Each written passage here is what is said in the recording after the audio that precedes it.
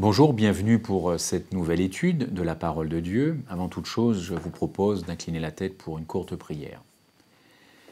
Notre Dieu, merci de nous assister dans cette étude, Seigneur, sur la vérité, sur l'amour, sur ta parole.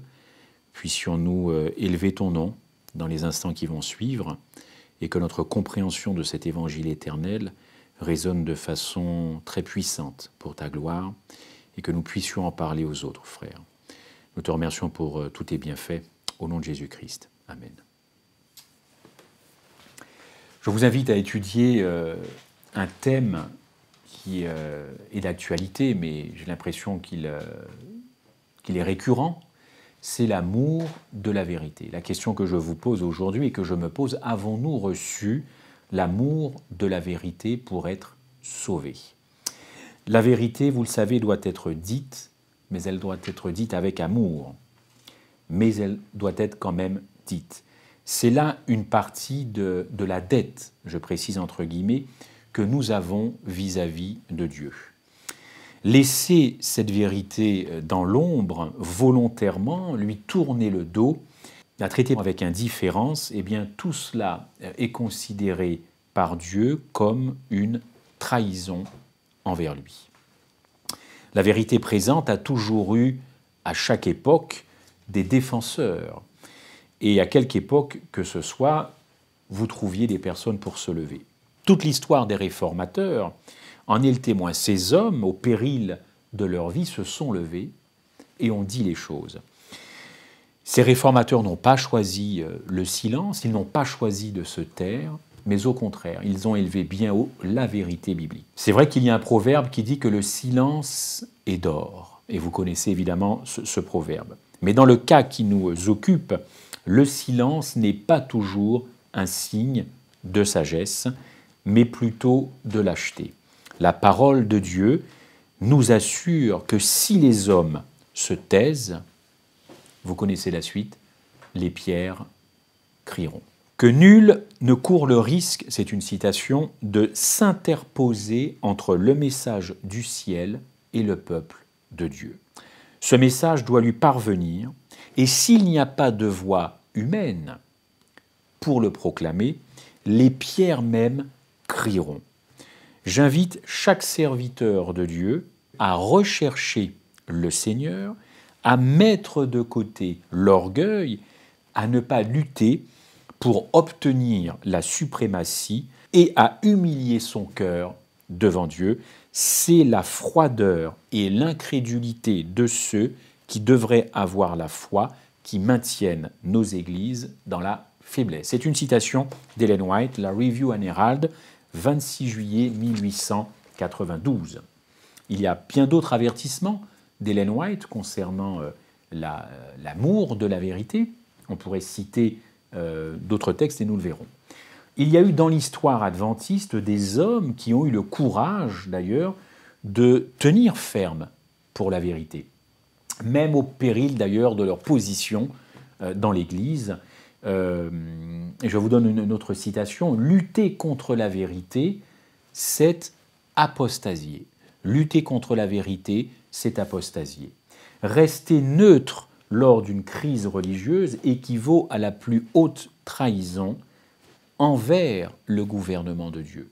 Seuls ceux qui aujourd'hui seront fortifiés par la parole de Dieu vaincront lors du dernier conflit.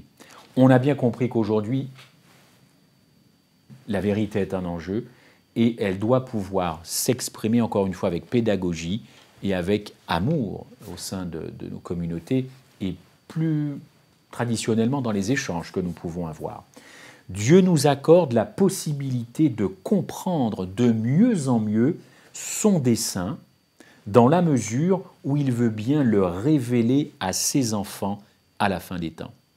La vérité sera non seulement un enjeu, mais elle sera cruciale pour nous, pour tenir, encore une fois, comme il a été dit par Ellen White, dans la fin des temps. Il nous donne, Dieu, les moyens matériels de l'étudier et veut aussi susciter quelque chose chez l'homme, c'est la soif de l'Évangile, la curiosité, c'est-à-dire aussi l'étude de la parole. Qu'est-ce qui me pousse à étudier? pourquoi je veux étudier. Cette découverte ne se fera pas sans que nous fassions preuve de beaucoup de zèle, car les joyaux de vérité ne se trouvent pas en surface. Très souvent, il faut un petit peu effectivement creuser pour trouver les pépites dans la Bible. Je vous livre cette anecdote. Un tout jeune converti, un tout jeune baptisé arrive dans une église, il est plein de zèle, plein de fougue pour l'Éternel. Il vient d'embrasser l'Évangile, il veut servir, il veut être utile. Alors il est un peu bouillonnant. Ce n'est pas un charismatique au sens extravagant, mais il a des dons, il veut les partager, il veut se rendre utile dans sa communauté. Mais quoi de plus normal que de vouloir se rendre utile pour l'Église de Christ? Eh bien, ce jeune homme a entendu dire de lui, « Oh, vous savez, avec le temps, il va se calmer. Il va rentrer dans les rangs, il va se calmer. » Vous imaginez? Alors que Dieu nous dit « et du zèle » dans l'Apocalypse, « et du zèle », on entend dire « oh non, non, laissez faire encore quelques mois, il va finir par se calmer, il sera moins bouillonnant. » Quelle tristesse, vous le conviendrez. Chacun d'entre nous a le devoir d'embrasser la cause de Christ sans restriction, sans égoïsme, mais aussi avec le discernement qui vient de l'esprit et la connaissance. C'est pourquoi nous devons étudier la parole de Dieu et ce message donc de la justification par la foi avec beaucoup d'attention, Un temps viendra, et ce temps, vous le constaterez, il est de plus en plus proche, où il n'y aura plus de zone neutre, il n'y aura plus de no man's land, il n'y aura plus de gris, ce sera ou noir ou blanc. La prise de conscience sera difficile peut-être pour certains, dans la mesure où maintenant ils ne prennent pas l'habitude de faire les bons choix. Mieux vaut faire les bons choix maintenant que de les faire quand ils doivent s'imposer, parce que quand ils auront à s'imposer, de quel côté pencherons-nous? De quel côté la balance penchera? Qu'est-ce qui nous empêche de recevoir la vérité? Comme nous venons de le dire, il y a un défaut de connaissance. Et à la base de ce que je dis, vous connaissez ce texte d'Osée 4, verset 6.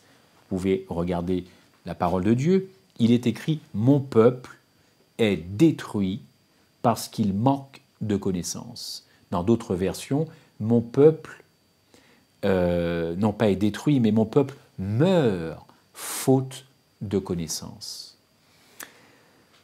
Premier problème qui fait que cela nous empêche d'accéder à la vérité, c'est cette connaissance qui fait défaut.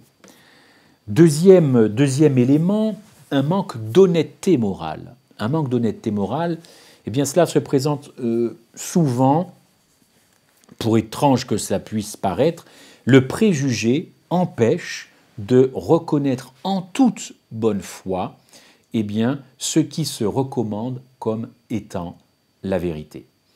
Alors ce sont des doutes qui surviennent, des objections longuement formulées, le désir de prendre ceux à défaut, ceux qui cherchent la vérité, qui sont de faibles instruments, mais ils cherchent, mais bon, ils n'ont pas les faveurs ni les compétences. Alors on essaie un petit peu de les embêter. Or ces personnes sont justement là pour étudier et présenter cette vérité. Mais une telle attitude n'est pas acceptée par Dieu comme une excuse pour rejeter la vérité, parce que peut-être qu'avec le temps, ces personnes se découragent.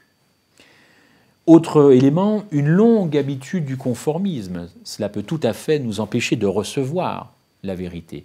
J'entends par là qu'il est difficile, et c'est quelque chose qui est difficile à vaincre dans les communautés. On se donne bonne conscience, effectivement, en suivant des indications reçues par voie hiérarchique, sans examiner sous le regard de Dieu, sous la parole de Dieu, ce qu'il en est. Et pourtant, il est écrit à la loi et au témoignage.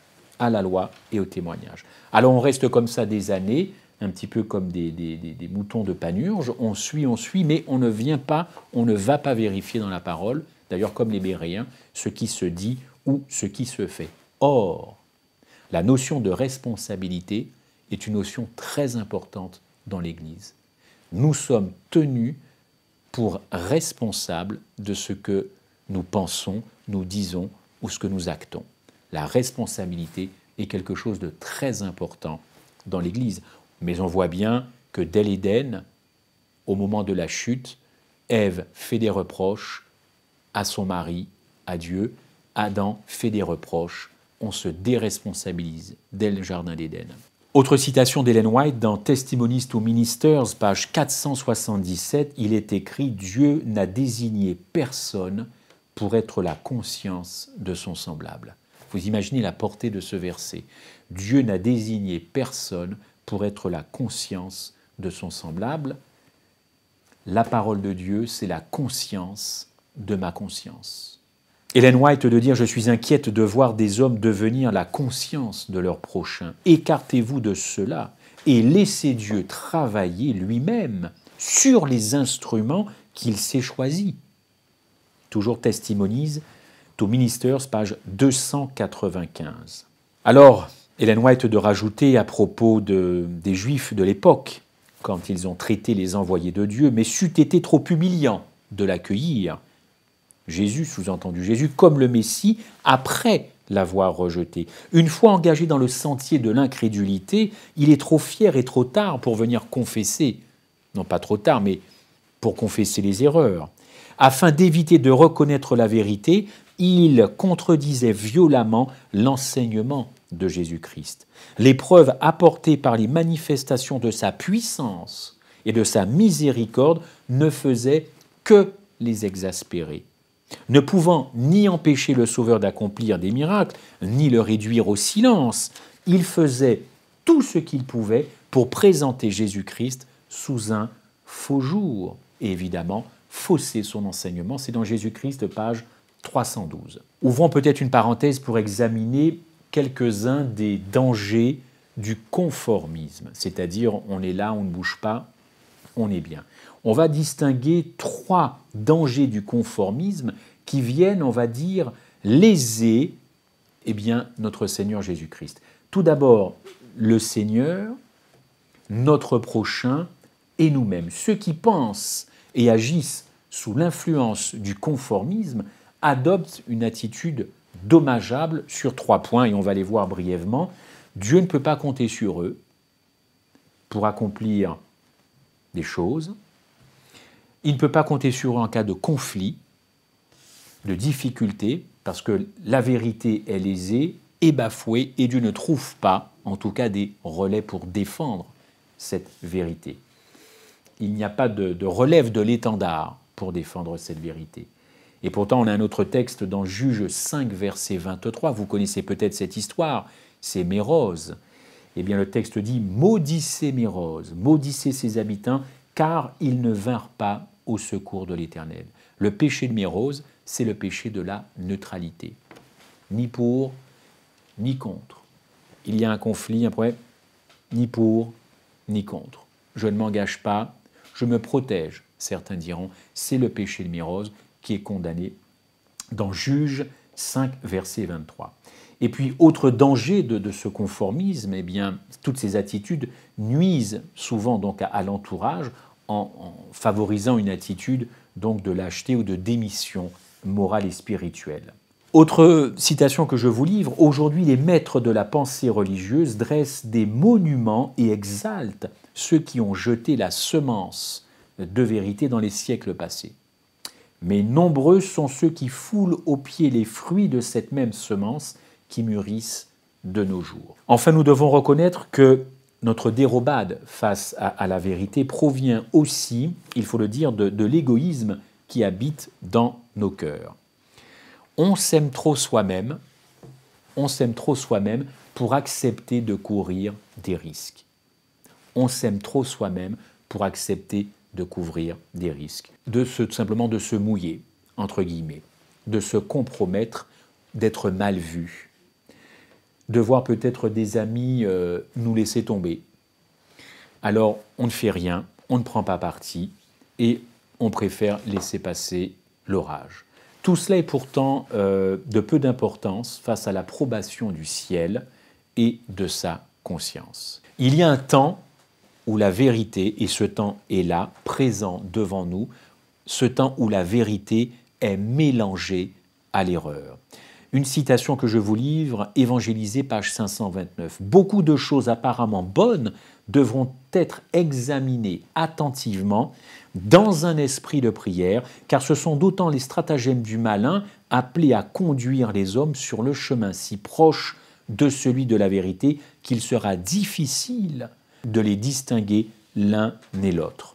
L'œil de la foi ne manquera pas, cependant, de reconnaître ce qui différencie cette voie, aussi imperceptible que ce soit, du chemin de la vérité. » Autre citation, dans le commentaire biblique, le 7e, page 907, pour appuyer, vous l'avez compris, ce défi qui nous attend à la fin des temps. Dans les derniers temps, les mensonges et la vérité seront si bien mêlés que seuls ceux qui seront guidés par le Saint-Esprit pourront discerner le vrai. Nous devons nous efforcer de demeurer sur le chemin tracé par l'Éternel. Nous ne devons en aucun cas nous détourner de ses conseils pour mettre notre confiance en l'homme.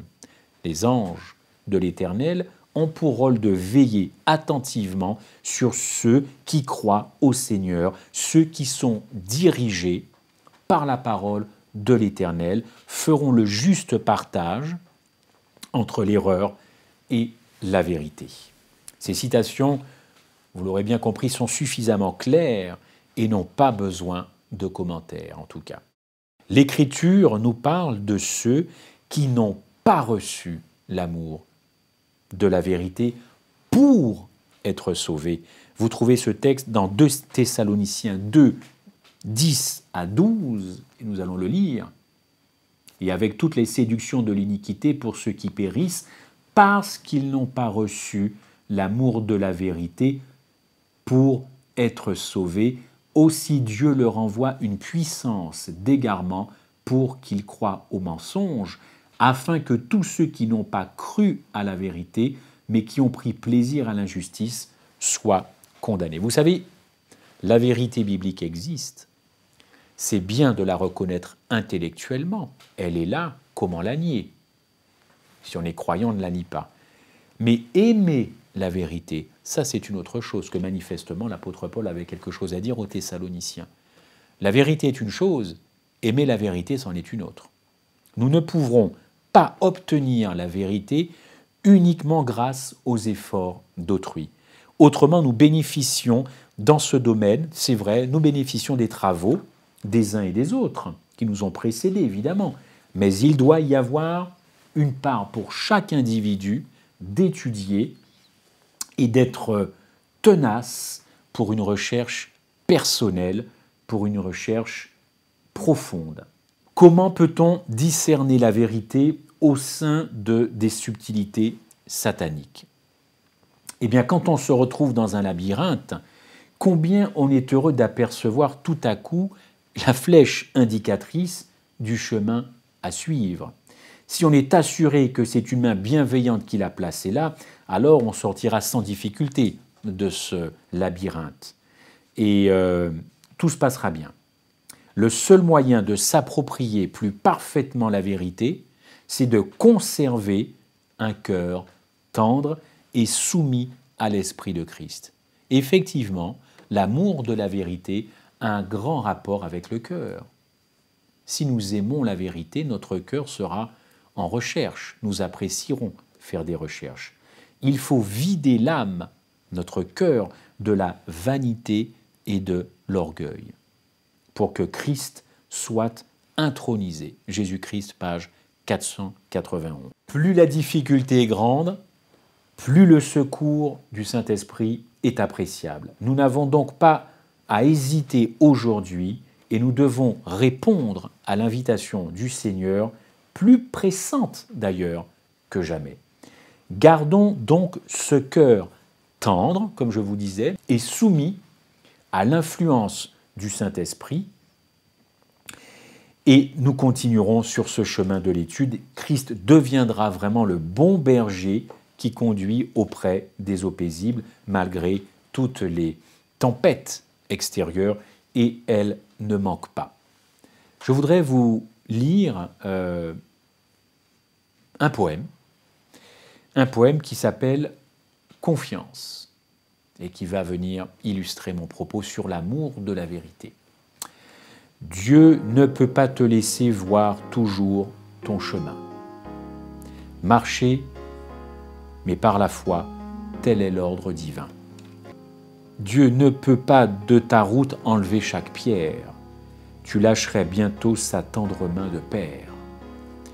Dieu ne peut pas t'épargner ni les pleurs ni la croix, ni le joug qui t'oppresse et t'irrite parfois. Il faut, pour vivre au ciel, passer par le calvaire.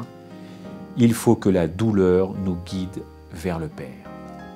Souvent, à la nacelle, il faut un vent d'orage pour que les matelots pointent droite au rivage. Souvent, à la brebis, il faut prendre un agneau pour qu'elle entre au bercail avec tout le troupeau. Ainsi, dans son amour, Dieu permet la fournaise.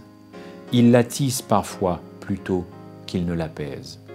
Mais le Dieu Tout-Puissant a dit que pour les siens, le feu ne brûlera jamais que leur lien. En Dieu qui te conduit, mets donc ta confiance. Chante si tu le peux un hymne d'espérance. Peut-être en t'écoutant, un cœur auprès de toi, triste, désespéré, retrouvera la foi. Qu'importe si ta voix hésite, pleure ou tremble, Dieu permet de chanter et pleurer tout ensemble. Marchons les yeux fixés sur le but constamment, dans la joie ou les pleurs, mais toujours en montant. Que Dieu nous aide à comprendre, que Dieu nous aide à aimer l'amour de la vérité, à étudier, à faire foi de « il est écrit » et à ne pas se laisser influencer par des voies humaines. Tel est l'enjeu. Merci.